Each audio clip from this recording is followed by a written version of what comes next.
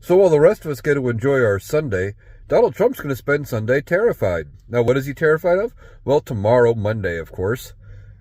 What happens to him Monday? Well, Monday is the first day of his first criminal case in the Manhattan District involving the hush money with Stormy Daniels, the election interference, and the bank and business fraud that he committed with that.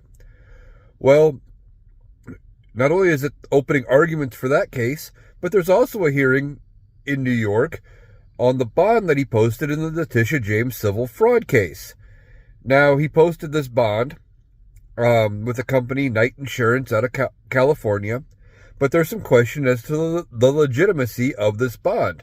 The bonding company wasn't worth as much as it is required to be by New York law to post a bond of that size, which is the bond can only be 10% of the company's total valuation. And it's not. It's like 34% or something like that. So there's some question as to the valuation of the company and whether it had the financial means to post the bond. There's some questions as to whether or not it was authorized to post a bond in New York.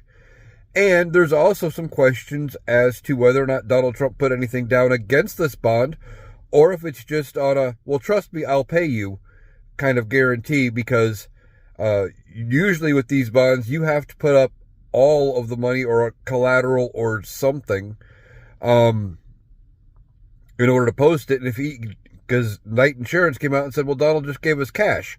Well, if Donald gave him the cash, why didn't he just post it directly through the court himself? Why did he have to go through a separate company?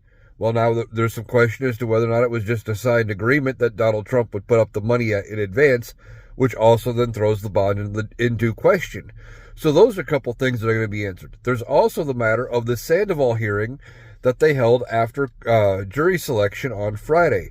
Now, they're looking at what type of things Donald Trump can be asked about should he take the stand in his own defense.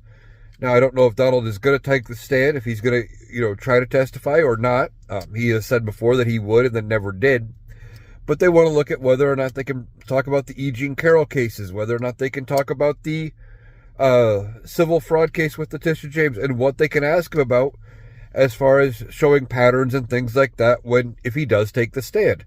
So Donald Trump has got a lot on his plate. It's not looking any better, and he is probably spending Sunday terrified.